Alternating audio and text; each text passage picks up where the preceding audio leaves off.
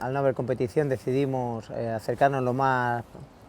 cercano posible a lo que puede ser la competición nuestra y también aprovechar para tener lo más cerca posible al equipo B. El trabajo de Iraya ya estamos viendo que es excelente, el nivel de las jugadoras, bueno, pues intentamos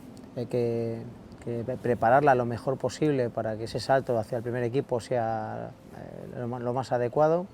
y es obvio que ya lo hemos visto que ha sido un partido muy igualado, así que vamos a ver de cara al futuro si son capaces de asumir esa responsabilidad de poder subir al primer equipo. Sentsazio honekin goaz Paroira,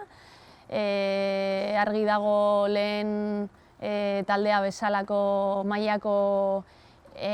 aurkari bat aurrean izatea guretzako oso exigentea dela, baina komeni zaigu partida hori jokatzea ere, eta nik taldea baloiarekin ausart ikusi dut, hori gustatu zait, eta gero defentsiboki be bai intentsitate altua eduki dugu, momentu batzutan kenduta, baina pozik nago. Bertan 15 urteko 3 jokalari atera ditugu zelaira, eta ausart aritu dira, eta nik uste dut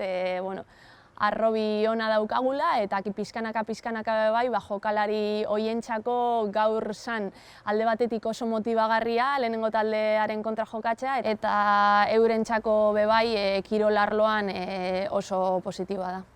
Este parón, a veces cuando estás ganando todo el rato viene mal porque te para un poquito esa dinámica, pero en este caso nuestro creo que nos viene muy bien, sobre todo para recuperar a jugadoras que vienen arrastrando molestia y que no hemos podido contar con ellas apenas en lo que llevamos de liga. Así que nada, yo creo que nos va a venir muy bien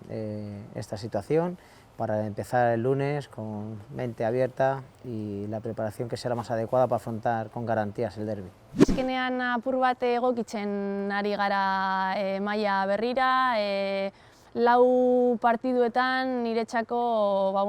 sentsazio onak izan ditugu, agian azkenengo partiduan apur bat txarrago, ez ginelako oso ondo egokitu zelaira eta aurkarira, baina azkenean jokalari gazteak dira, eta ikusitakoaz oraingoz pozik nago, eta nik uste dut gainera taldea gorantza joango dela.